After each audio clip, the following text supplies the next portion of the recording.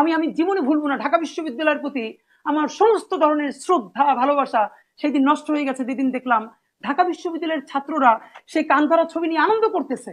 মুন্সি মোল্লা ঢাকা দখল করতে আইছিল, আমরা তখন সেদিন শপথ নিয়েছিলাম এই মুন্সি মোল্লা আইছিল এই কথারই আমরা বাংলাদেশে শুদ্ধ কথা বানাবো, যেটা আল মাহমুদুর বানাইছিলেন। যতদিন পারি আর না পারি এই শাহবাগীদের বিরুদ্ধে আমাদেরকে দাঁড়াতে হবে। আমরা শাহবাগী থেকে ফ্রেম করি এই কাজগুলোকে। আপনি আপনার শত্রু বলে তারা শুট করে ফেলবেন? আপনি এই নাগরিক প্রশ্ন তুলবেন না যে তোমাকে হত্যার অধিকার করা তাকে কে দিল?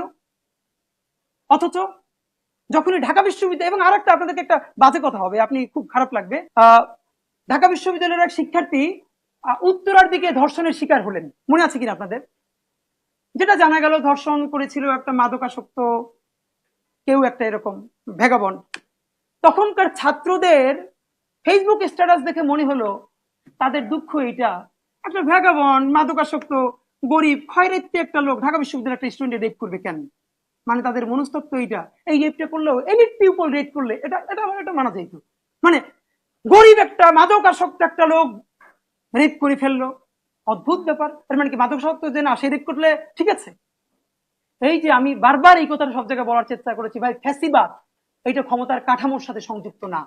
ফ্যাসিবাদ তৈরি হয় মননে, মগজে, কালচারে। যেই কালচার তৈরি হয় কিসে? অদ্ভুত ব্যাপার। বাংলাদেশের সুন্দর করে বলা হয় আসাদুজ্জামান নূর কিন্তু সাংস্কৃতিক ব্যক্তিত্ব, তাকে কেন আটক করা হলো? মানে হইল সাংস্কৃতিক ব্যক্তিত্ব নাম দিয়ে কি কি করা যাবে? খালেদা জিয়ার বাড়ির সামনে গিয়া ঢিল মারা যাবে, খালেদা জিয়া খারাপ। সাংস্কৃতিক ব্যক্তিত্বের নাম দিয়া, সংস্কৃতির নাম দিয়া মঙ্গল শোভাযাত্রায় বাংলাদেশের গণমানুষের নেত্রী খালেদা জিয়াকে বাজেভাবে পোট্রে করা যাবে, তাকে নিয়ে ক্যারিকেচার বানানো যাবে। ছবি আমার কাছে আছে, তো দেখাইতে চাইলে আমি দেখাইতে পারবো। খালেদা জিয়াকে নিয়ে এটা করা যাবে না। না, আমরা পলিটিক্স করি না, আমরা কালচার করি।